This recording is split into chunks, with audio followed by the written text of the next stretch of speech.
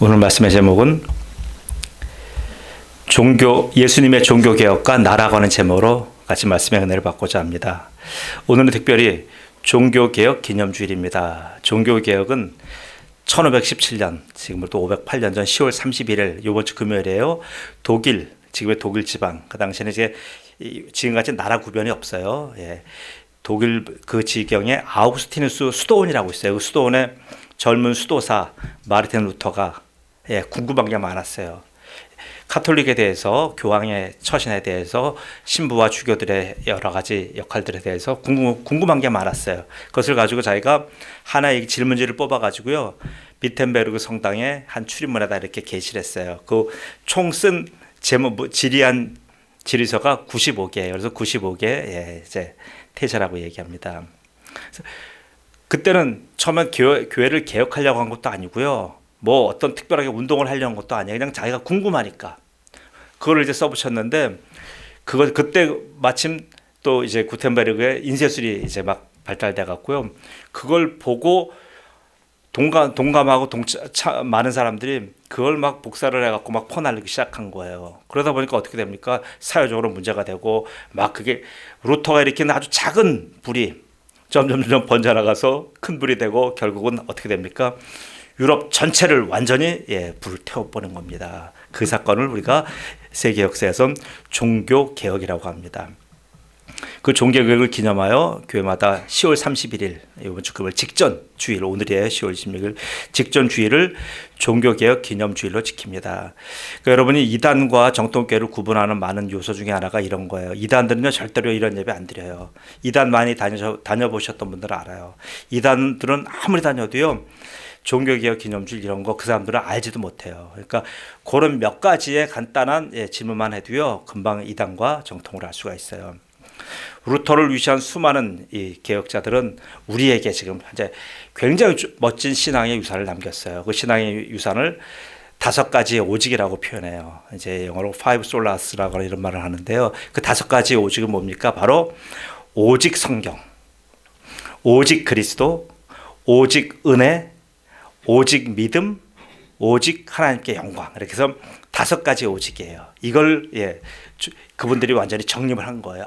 성경에 나와 있는 이 말씀을 그동안 가톨릭에서 가르치질 않은 거예요.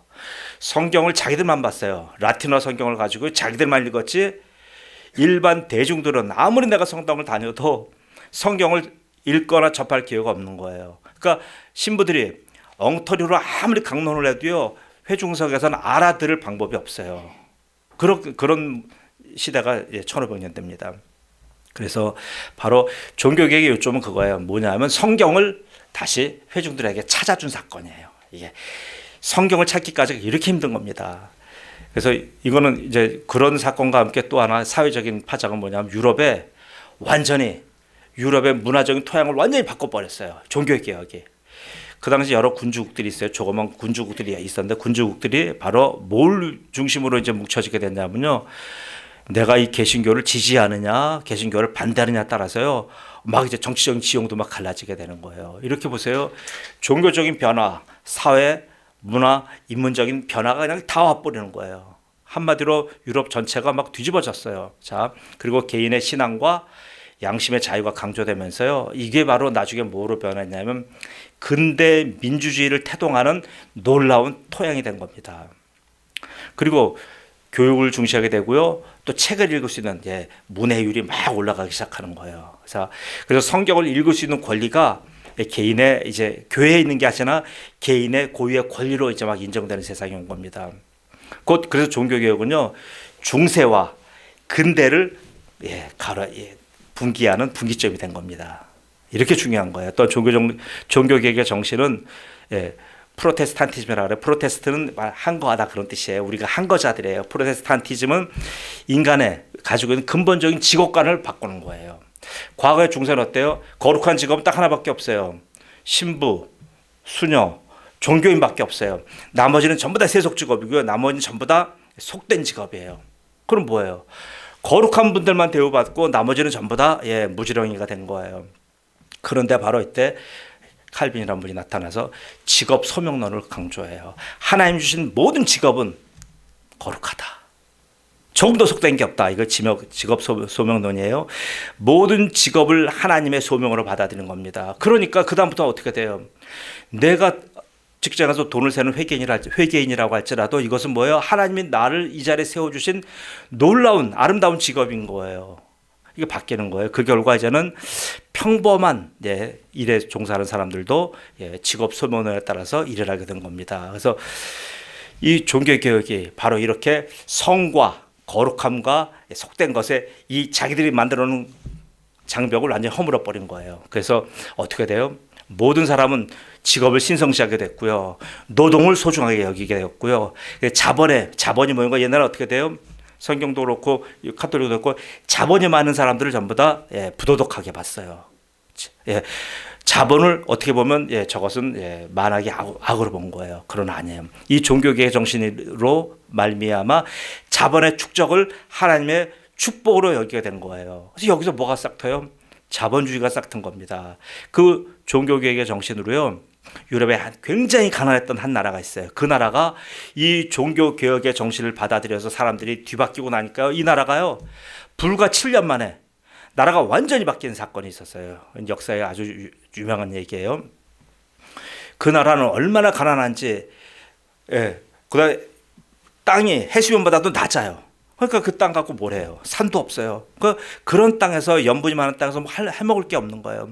가난할 수밖에 없어요. 그러니까 땅이 바다보다 낮으니까 뭐예요? 항구도 발달할 수가 없어요. 그러니까 이런 나라 사람들이 이 기독교 종교개혁 정신을 받아들였어요. 그 나라 사람들이 전부 다 이 종교개혁에 전부 다 정신 차리고 성경을 읽고 막 교회로 모이고 하면서 이 나라가 깨어난 겁니다. 그러니까 그 사람들이 열심히 돈을 벌어요. 옛날에 돈을 벌면 하는 게 땅 산 거예요. 땅 사가지고 장원을 꾸미고 장원에서 농노를 고용하여 거기서 뭘 합니까? 거기서 장원 중심으로 장원 경제를 이끌어 나가요. 우리만 잘 살면 된다 이거예요. 근데 이 사람들은 땅을 산 게 아니고요. 축적된 돈을 가지고요. 장사를 하고 무역을 하고 상공을 발달시킨 거예요. 그래서 이 사람 이 가난했던 나라가 잠깐 사이에 전 유럽과 세계를 호령하는 상업 나라가 된 겁니다. 세계 최초의 기업 주식회사도 바로 이 나라에서 나왔어요. 그 나라가 어디예요? 바로 네덜란드입니다. 네덜란드 이름도 그거예요. 해수면보다 땅이 낮은 나라 네덜란드예요. 굉장한 거잖아요. 또 한 예가 있어요. 그렇게 해서 이 종교개혁 정신을 받아들여 잘 산 나라 하나가 바로 뭐냐면 바로 합중국이에요. 미국 국부의 원천 또한 어떻게 돼요? 17세기에 1600년대에 영국에서 종교제를 찾아간 바로 청교도들, 그 청교도들과의 프로테스탄티즘에서 유래한 자본주의 정신으로 미국이 저렇게 된 겁니다. 자, 종교개혁의 영향력은 지금도 이렇게 강력해요. 오늘날 전 세계에서 많은 기독교인이든 비기독교인이든 전부 다 뭐예요? 종교개혁의 그 수혜, 그걸 가지고 우리가 살아가고 있는 겁니다. 자, 루터의 이런 종교개혁처럼 예수님의 종교개혁이 유대 땅을 완전히 뒤집어 놨어요. 자, 예수님을 종교개혁자로 말할 수 없지만 저는 오늘 종교개혁 기념일을 맞이해서 예수님을 이렇게 종교의 개혁자의 시각에서 한번 바라보는 겁니다. 그동안 유대인은 어땠어요? 아브라함부터 시작된 히브리인이라고 하는 특별한 소명감이 있었어요.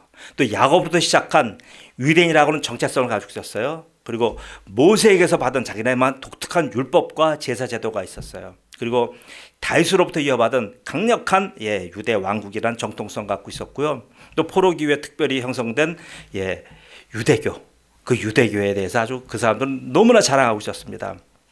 이렇게 똘똘똘똘 뭉친 사람이 유대인들이에요. 그런 시대 속에 어떻게 돼요? 예수님이 오신 거잖아요. 예수님은 바로 신약시대 최초의 개혁자예요. 율법과 제사, 성직자와 종교인을 개혁한 겁니다. 사람을 살리려고 하나님이 주신 율법과 제사를 무너뜨리는 그 유대인들을 보고서 예수님은요, 어떻게 했어요? 죽은 종교를 잘라낸 거예요. 사람을 죽이는 종교에서 죽이는 종교입니다. 그 죽은 종교에 잘라낸 그 유대교의 그루터기 위해 예수님은 새로운 가지를 접붙여서요, 바로 구원의 길을 알려주신 겁니다. 그 구원의 길이 바로 오늘날 기독교예요. 자, 그래서 그 오늘 읽으신 내용이 바로 그 내용이에요. 자, 본문에 오늘 예수님의 모습은요, 기존의 유대교의 종교에 들어가는 완전히 다른 모습이에요. 자, 다른 모습은 예수님이 왜 그러냐면 죽은 가지들을 잘라냈기 때문에 나타나는 현상입니다. 보세요.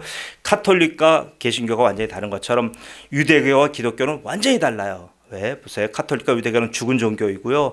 우리는 뭐예요? 생명이잖아요. 저는 종교개혁 기념주의를 맞이해서 최초의 종교개혁자인 예수님의 종교개혁을 같이 살펴보고자 합니다. 그러므로 오늘날 살아가는 우리의 그 자세를 다시 한번 가다듬고자 합니다. 자, 예수님의 계획 첫 번째는 예수님은 찾아가는 교회를 이루셨어요. 찾아가는 교회. 기존의 교회는 뭡니까?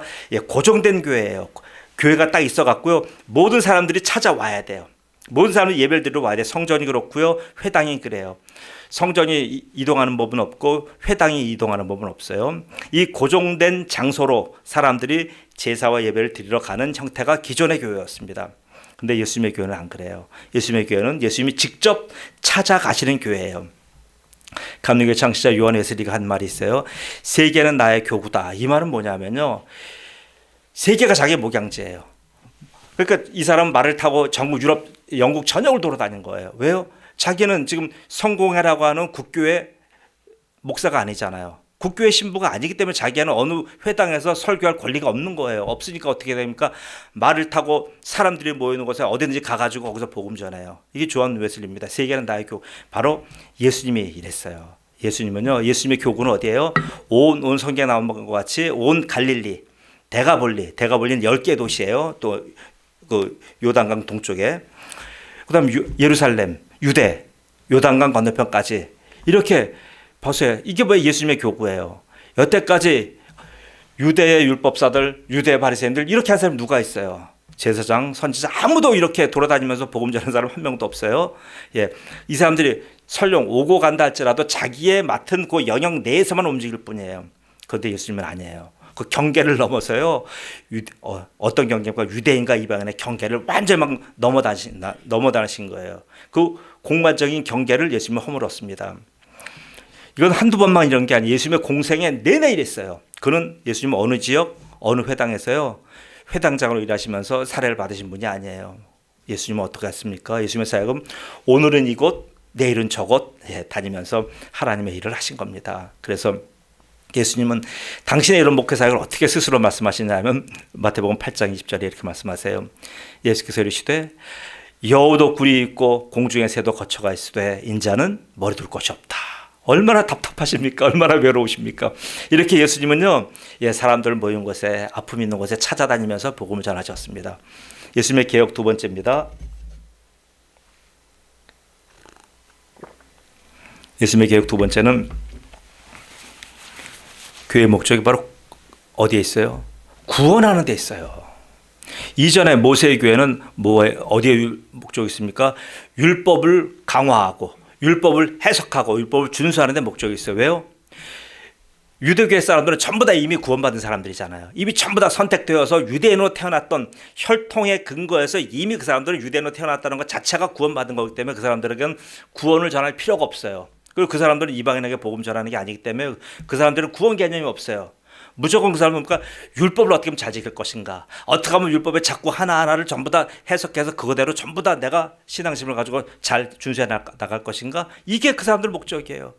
늘 그러니까 율법의 교육만 하는 거예요. 자, 그런데 예수님은 안 그래요. 예수님 뭡니까? 율법을 묻어두시고 흑암 속에 버려진 백성들을 한 명 한 명 찾아서 다니셨어요. 왜요? 구원의 목적이니까.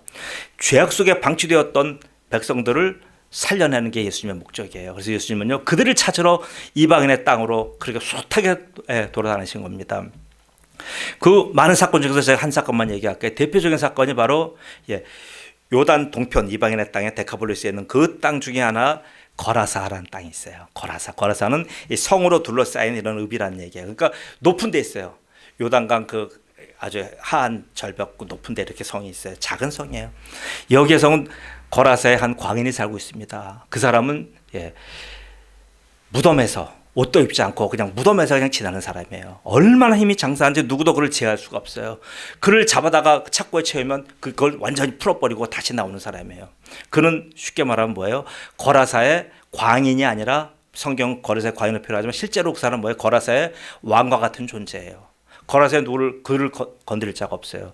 그런데 그가 들어간 귀신이 얼마나 많냐 하면 그 귀신을 군대 귀신이라고 해요. 근데 여기서 군대라고 하는 원어에 보면 레기온이에요. 레기온은 6,000명의 군사가 모여있는 로마의 군사 조직이야, 레기온. 그렇게 많은 귀신이 그에게 들어가 있었던 겁니다. 그 귀신 들어간 그 자가 호령이에요. 그럼 자, 그 자를 아무도 막을 자도 없고요. 그 자를 귀신을 쫓아낼 자가 없어요. 예수님은 거라사 가셨어요. 가신 이유가 뭡니까? 그 사람 만나려고. 그 거라사의 광인 한 명 만나려고 예수님은 그 가파른 길, 돼지도 내려오면서 돼지가 뛰어내려오지 못하고 굴러야 될 정도로 가파른 그 길을 예수님 걸어서 거라사에 올라가셨습니다. 거기서 예수님은 그 귀신에게 눌려서 완전히 한 인생을 다 빼앗긴 그 인생을 다시 회복시켜 주셨어요. 자, 그래서 보세요. 지금 이렇게 거라사의 광인은 누구예요? 율법 밖의 사람들이잖아요. 그 사람 모습은 누구예요? 바로 우리의 모습인 거예요. 우리가 그렇게 살고 있었고요. 우리가 바로 율법 외에 그렇게 던져졌고 버림받았던 사람들입니다. 자, 그런 사람들은 어떻게 살아요? 이 거라사의 광인은 어디서 힘줍니까? 무덤에서 힘주잖아요. 무덤은 뭐예요? 다 죽은 자들만 있는 곳에서 아무리 큰 소리 쳐봐야 누가 알아줘요? 우리가 그렇게 사는 거예요. 우리가 이 좁은 강토 내에서 다 영적으로 죽은 사람들, 허물과 죄로 죽은 사람들끼리 우리가 서로 네가 잘났니 내가 잘났니 하면서 우리가 그렇게 외치고 살았던 거예요. 참 얼마나 우스꽝스럽습니까? 시신이 시신에게 무엇하고 떠들고 뭐라고 힘줄 수가 있어요. 이건 답답한 거잖아요. 자, 우리가 그렇게 살았던 겁니다. 자, 이렇게 우리가 어처구니없는 인생을 살았어요. 모두가 외면한 그런 거라사의 광인을 예수님은 찾아가신 겁니다. 예수님은 그 험한 길을 찾아가셔서 그 한 사람 만나신 거예요. 바로 뭐 때문에 찾아가셨어요? 바로 구원이에요. 거라사의 광인을 구원시키려고 가신 겁니다. 그 한 사람의 구원을 위해서 예수님은 율법을 어기신 거예요. 아니, 율법을 완전히 파기시켜 버린 거예요. 예수님은 유대인과 한가하게 논쟁이나 벌이고 있을 정도의 그런 한가하신 분이 아니에요. 시간도 없어요. 그는 전쟁터에 최전선을 찾아다니면서 복음을 전한 복음의 전사입니다. 예수님의 계획 세 번째는 뭡니까? 바로 예수님 세 번째는 예배를 계획했어요. 예배를 어떻게 계획했냐면 예전엔 예배는 랍비가 강론하는 거예요. 랍비가 이제 구약을 가지고 강론해서 쭉 얘기하고 그 설명도 하면 그게 끝이에요. 자, 그런 예배 드렸어요. 회당의 예배 그런 겁니다. 그런 예배에 예수님 뭐라고 얘기합니까? 성령과 진리로 예배하라 그런 거예요. 성령과 진리로 예배하지 않는 예배는 다 죽은 거다. 이 말씀을 하셨어요. 성령이 함께 하심으로 진리이신 예수님을 만나는 예배가 바로 살아있는 예배인 거예요. 이 예배 얘기하셨어요. 그래서 요한복음 4장 23절에 사마리아 여인에게 이 얘기를 합니다. 아버지께 참되게 예배하는 자들은 영과 진리로 예배할 때가 오나니 곧 이때라. 아버지께서 자기에게 이렇게 예배하는 자들을 찾으시니라. 이와 같이 성령의 인도하심으로 구속자 예수님을 만나는 것이 뭡니까? 바로 이것이 개혁된 예배예요. 그전에 이런 예배 없었어요. 예배는 더 이상 그때 거기서 그런 일어난 일 역사만 얘기하는 거 아니에요. 지금 예배는 여기서의 만남과 교제예요. 이 대목이 굉장히 중요합니다. 모든 예배마다 항상 성령님의 인도하심으로 말미암아 진리이신 예수님을 만나는 것이 참 예배예요. 그렇지 않으면 그 예배는 뭐예요? 아무리 내가 예배를 많이 드렸다 할지라도요, 모세의 나는 예배가 되고 회당의 예배꾼이 되는 거예요. 그래서 요한복음 1장 19절에 예수님 말씀하십니다. 이튿날 요한이 예수께서 자기의 나오심을 보고 세례요한이 얘기하는 거예요. 이르되 보라, 세상 죄를 지고 가는 하나님의 어린 양이더라 라고 말씀하신 거예요. 보세요. 이 말은 무엇입니까? 이게 예배란 얘기예요. 여러분, 예배에서요, 예전에 회당의 예배는 율법을 찾아가고 율법을 강의하고 율법을 풀고 또 율법을 풀어야 한 미드라시를 또 풀고 그 미드라시를 또 풀어서 미슈나를 만들고 그걸 탈무드로 이런 거 아니에요. 말싸움하고 말꼬리 잡는 거 아니에요. 예수님은요, 예수님의 예배는 뭡니까? 예수님 말씀하신 예배는 그 예배에 바로 예수님의 어린 양의 피가 들어가 있는 게 예배라는 거예요. 피가 없으면요, 예배가 아니에요. 바로 여러분 모든 예배에서요, 예수 그 어린 양의 피를 발견하시고 그 피를 만나야 되는 거예요. 예수님은 어떤 어린 양이에요? 내 죄를 지고 죽으신 어린 양이에요. 여기서 이걸 봐야 돼요. 이런 모세의 제사는 전혀 없었던 겁니다. 예배에서 말씀을 듣고 배우면, 예배에서 이제 어린 양 빼놓고 그냥 말씀만 유대교처럼 듣고 배우면 어떻게 돼요?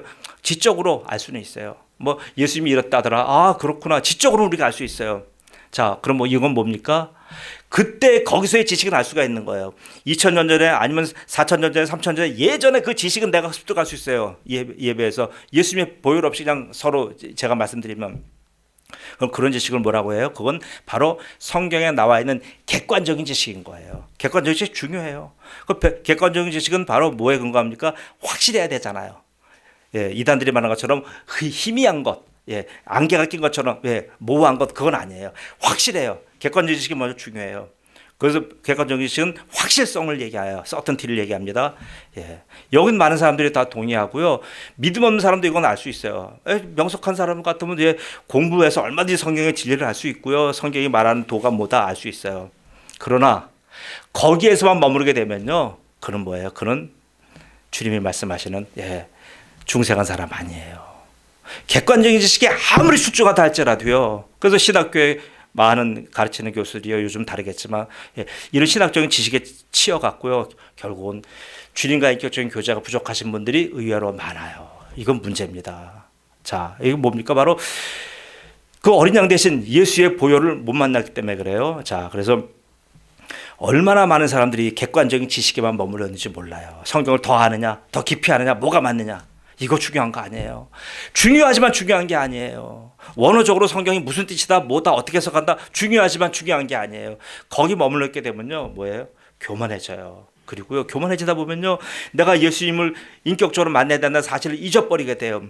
객관적인 진리 체계가 중요하지만 그게 다는 아닙니다. 그 진리를 바로 예배를 통하여 어떻게 돼요? 예수님과 내가 인격적으로 만나야 됩니다. 믿으십니까? 인격적으로 만나는 만남이 없으면요, 이거는 객관적인 지식을 내가 아는 차원에서 끝나는 거예요. 성경에 말씀하시는 지식은요, 그거 아니에요. 하나님을 안다는 것은 이런 객관적인 지식을 말씀하는 것이 아니라 그 객관적인 지식이 내 인격 속에 들어와서 예수님과 내가 인격적으로 어떤 관계가 되느냐 하는 문제예요. 그래서 바로 이것을 확신이라고 하는 거예요. 확신, 어슈어런스라는 말씀입니다. 보세요. 서턴티라고 하는 객관적인 지식과 어슈어런스라는 주관적인 경험, 체험이 이게 같이 어우러져야 돼요. 이게 같이 안 맞으면 신앙이 짝다리가 돼버리는 거예요. 이거 어떻게 해요? 신앙이 안 자라요. 아무리 교회 오래 다녀도요, 얘기하면 머리만 커요. 내가 예수를 만난 적이 없어요. 예수가 인격적으로 예수의 보혈, 저 예수님의 어린 양의 피가 나와 무슨 관계가 있는지 도무지 몰라요. 당신 입으로 한번 예수님 만난 사건, 예수님이 당신을 만난 사건 한번 간증해 보시오. 하면 간증할 말이 없어요. 성령은 어떤 분이에요? 이런 우리 답답한 객관적인 지식에 머물러 있는 우리에게 알려주시는 분이 바로 성령님이에요. 성령님이 아니고서는요, 우리에게 객관적인 이 진리를 우리에게 주관적인 경험과 체험으로 알려주실 분은 아무도 없어요. 저도 못해요. 성령님이 하시는 거예요. 그래서 예수님이 성령을 소개할 때 뭐라고 말씀하셨어요? 그러나 진리의 성령이 오시면 그가 너희를 모든 진리 가운데로 인도하시리니, 인도하셔서 우리가 인격적인 만남을 하는 거예요. 그가 스스로 말하지 않고 오직 들은 것을 말하며 장래일을 너희에게 알리시리라. 보세요. 그리스도인이 장래일, 하나님의 나라, 천국에 가는 것 분명히 말씀하는 거예요. 영생 얻는 것을 누가 알려줘요? 최 목사가 아니요, 성령이 알려주시는 거예요. 여러분이 이런 믿음이 있다고 하는 것은 최 목사를 통해서 하는 것이 아니라 성령님이 여러분에게 주셨기 때문에 여러분은 그것을 자기도 모르게 자기의 지식책으로는 이해하지 못하지만 믿게 되는 거예요. 그 성령께서는 성경에 그때 거기서의 사건을 지금 여기서 내가 만나는 실제의 사건으로 체험케 하고 믿게 해주시는 겁니다. 여러분, 이거를 모르니까 자꾸만 사람들이요, 아무리 교회 다녀도 도대체 믿어지지도 않고 뭐가 뭔지 모르겠고 자꾸 딴소리 하는 거예요. 그래서 고린도전서 12장 3절은 이렇게 말씀하십니다. 그러므로 내가 너희에게 알리노니 하나님의 영으로 말하는 자는 누구든지 방언한다 이거 아니에요. 통변한다 이거 아니에요. 방언을 해야 무슨 성령 받았다, 그런 얘기 좀 하지 마세요. 하나님의 영으로 말하는 자는 누구든지 예수를 저주할 자라 하지 아니하고 또 성령으로 아니하고는 누구든지 예수를 주라고 할 수 없느니라. 보세요. 성령님은 진리의 영이기 때문에 성령님이 하시는 것은 그거예요. 예수님을 알게 하고 믿게 하시는 거예요. 아니, 아무리 내가 방언을 유창하게 한다 할지라도요, 제가 예수를 믿지 않고 예수가 인격적으로 만난 사실이 없다고 한다면 그 방언이 무슨 의미가 있어요? 그래서 예수님은 오셔서 죽은 예배를 개혁하신 거예요. 곧 예수님은 예배의 개혁자입니다. 예수님은 오셔서 다른 일 하신 거 아니에요. 우리에게 삶의 질을 높게 해준 거고, 어떤 세상 사람의 문명을 준 거고, 어떤 사람들 많은 기도 제목들 들어주신 거, 그거 목적이 아니에요. 오직 예수님은요, 죽은 예배를 개혁하러 오신 거예요. 모세 예배, 성전 예배, 회당 예배로는요 예수님을 만날 방법이 없어요. 그래서 예수님은 바로 성령을 보내셔서 하나님을 만나도록 예배를 개혁을 하신 겁니다. 자, 예수님의 개혁 네 번째입니다. 이번에 개혁 네 번째는 바로 예수님의 교회는 뭡니까? 교회는 바로 천국 복음을 전하는 교회예요. 이거 개혁하신 거. 천국 복음은 뭐예요? 모세의 율법이 횡행하던 그 시절에 예수님은 모세의 율법 갖고는 너희가 하나님 만날 수도 없고 천국에 갈 수도 없고, 그래서 예수님은 모세의 율법을 얘기하지 않냐고 뭡니까? 천국 복음을 전하신 거예요. 여러분, 하나 여쭐게요. 우리가 하늘나라 가면 거기는 천국 복음이 필요할까요? 필요 없어요. 거기는 하나님이 통치하시는 나라이기 때문에 천국 복음이 필요 없어요. 역설적인 얘기지만 천국 복음은 어디서 필요해요? 이 땅의 사람들한테 필요한 거예요. 이 땅에서 땅을 바라보고 땅을 기경하고 땅에서 먹고 마시고 땅에서 죽는 사람들에게 필요한 게 뭐예요? 땅의 복음이 아니에요. 천국 복음이 필요한 겁니다. 그 천국 복음으로 우리는 살아가야 되는 사람들이에요. 천국에 예수님이 오셨다는 건 뭐예요? 예수님이 오셨다고 하는 건 바로 천국의 왕권과 그 천국의 통치가 이 땅으로 들어온 사건이에요. 요한복음 1장 9절 11절에 이렇게 말씀합니다. 참빛 곧 세상에 와서 각 사람에게 비추는 빛이 있었나니 그가 세상에 계셨으며 세상은 그로 말미암아 지은 바 되었으되 세상이 그를 알지 못하였고 자기 땅에 오며 자기 백성이 영접하지 아니하였으나. 보세요. 세상 사람들은 예수님에 대해서 시큰둥했어요. 그거 말하면 객관적인 지식은 뭐야? 아, 예수님은 창조주다. 창조주라고 얘기한다더라. 이렇게 얘기할 수 있어요. 또 누구는 그 사람이 사람을 구원하러 왔대더라. 이렇게 말할 수 있어요. 그러나 보세요. 그거는 제 3자의 얘기잖아요. 당신의 이야기로 말씀해 보십시오. 당신의 인격으로 얘기해 보십시오. 그럴 때는 입이 안 떨어져요. 왜요?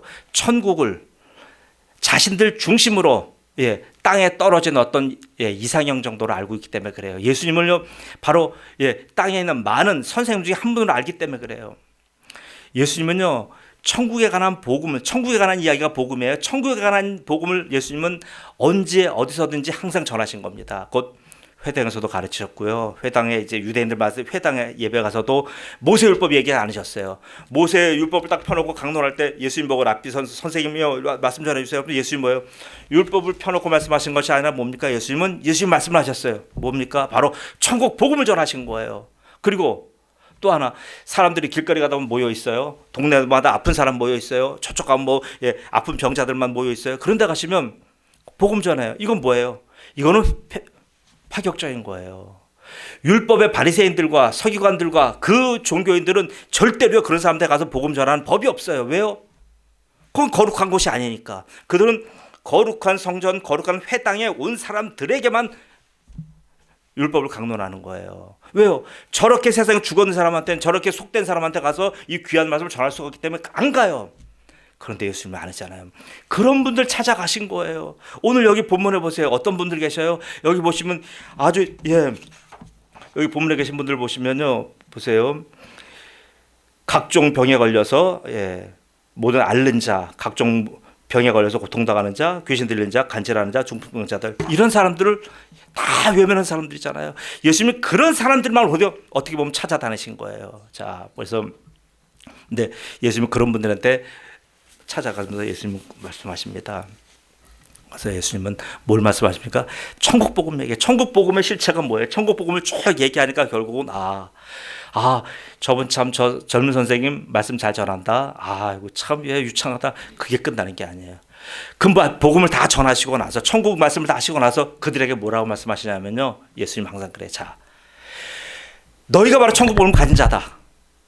깜짝 놀라는 거예요. 아니, 우리는 모세율법에서 우리는 버림받은 자인데, 우리는 회당에 들어갈 수 없는 자입니다. 우리는 하나님 앞에 나가서 예배드릴 수 없는 그런, 우리는 불결한 자입니다. 우리가 어떻게 천국 복음을 가졌습니까? 자, 너희들은 천국 복음만 가진 것이 아니라 너희는 바로 천국 복음을 가졌다고 하는 증거가 바로 뭐냐면 너희들은 하나님의 자녀다라고 말씀하신 거예요. 이건 놀라운 사건이에요. 율법엔 이런 얘기가 없어요. 문둥병자 나와자천에 가갖고 보고 천국 복음을 전하시오. 너희는 바로 하나님의 자녀야. 이거는 율법에서 말할 수 없는 얘기예요. 근데 예수님 가갖고 그들에게 천국 복음을 말씀하시면서 천국 복음의 완결인 바로 하나님의 자녀가 바로 너희다라고 말씀하신 거예요. 이건 놀라운 겁니다. 자, 그래서 그들이 자 이렇게 예수님을 통하여 하나님의 자녀된 사실에 눈을 뜨게 되는 거예요. 자 보세요. 천국 시민이 된 거잖아요. 자 이게 바로 예수님이 오신 목적이에요. 그럼 우리는 보세요. 우리는 여기서 예수님 그것도 좋지만 저 몸도 아프고요, 좀 가난하고요, 힘들고요, 지치고요. 좀 이런 거 좀 도와주세요. 그것 예수님 물론 해주셔요. 근데 그거 해주시면 그건 목적이 아니에요. 그거는 부수적인 목적이에요. 그거는 우리가 주님께서 해주시는 것은 바로 우리가 이게 천국 시민이 되기 위해서, 하나님의 자녀가 되기 위해서, 복음의 영생의 복음을 듣기 위해서 알려주는 지표고 이정표예요. 그게 목적이 아니에요. 예수님 병 한 번 고쳐주신 분, 암을 고쳐주신 분 있어요? 그럼 그분이 암에서 낫지만 다른 질병 안 걸립니까?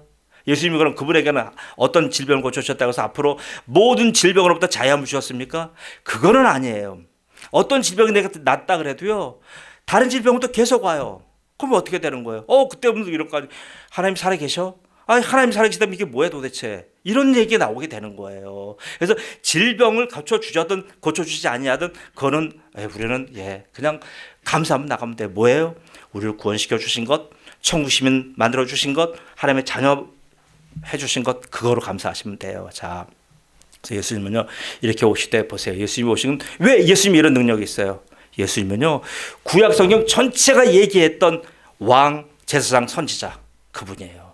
구약 역사서에서 주연은 왕이에요. 그리고 율법서에서 주연은 제사장이에요. 선지서, 예언서 많아요. 예언서에서 주연은 누구예요? 선지자예요.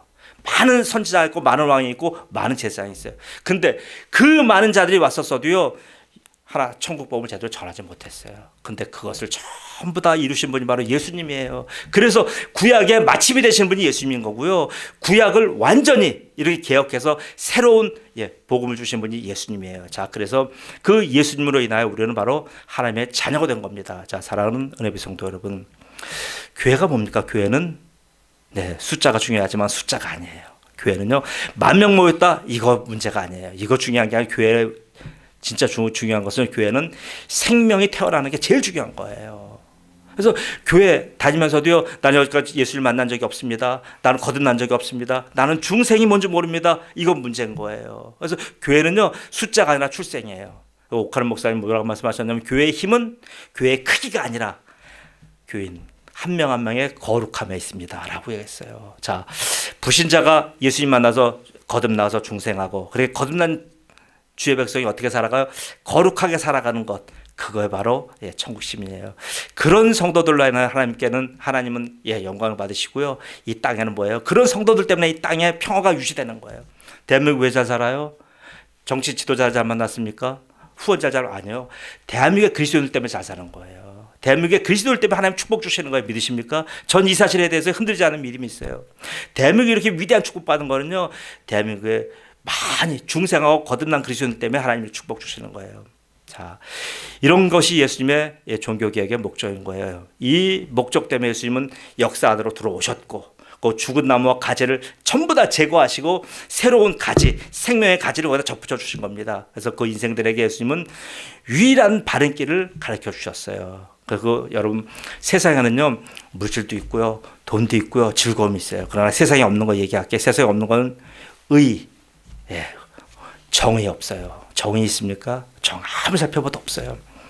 평강 있습니까? 에이레나 진정한 평화 없어요. 늘 전쟁이고 늘 싸움이고 늘 김추장 원사님 그래요. 노인정에서도 인원 면담인데 늘 싸운대요. 무슨 평강이 있어요? 희락이 있습니까? 여러분 인생에 기쁨이 있습니까? 진정한 내적인 소망, 내적인 솟아나오는 그런 알지 못하는 그런 평화, 기쁨이 있습니까? 없어요. 의와 평강과 희락은 주님만이 주시는 거예요. 이게 바로 구원받은 백성이 가지고 있는 증거입니다. 저는 우리 백성도 모두가 다 이런 백성으로 천국만 바라보고 달려나가시기를 우리 주님 예수 그리스도 이름으로 축복합니다. 아멘. 기도합니다.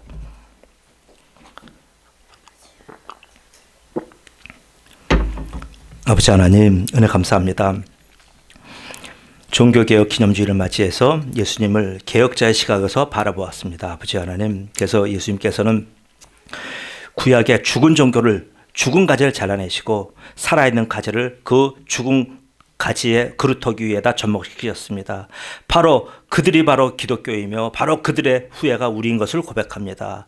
바로 우리는 개혁자 예수님의 바로 이런 위대한 개혁의 결과물인 것을 고백합니다. 그래서 아버지 하나님, 우리는 더 이상 이제는 죽은 율법, 죽은 종교 쫓아가지 아니하고 이제는 바로 살아계신 하나님의 자녀로서 이제 살아있는 아버지 하나님, 이렇게 주님의 이 땅에서 천국 복음으로 살아가는 시민 된 것을 감사합니다. 그래서 하나님의 백성 한 명 한 명은 그 사람 개인 이름 붙은 한 명이 아니라 바로 천국 복음을 가진 하늘나라의 자녀가 걸어가는 것임을 아버지 오늘 말씀을 통해서 배웠사오니, 우리 성도 모두가 이런 자부심과 정체성으로 살아가게 하옵소서. 그래서 성도들 모든 개인 삶과 그들의 무슨 일터와 그들의 모든 아버지 하는 언행심사위에는 바로 의와 평강과 희락이 넘치도록 축복하여 주옵소서. 감사하며 예수님의 이름으로 기도드리옵나이다. 아멘.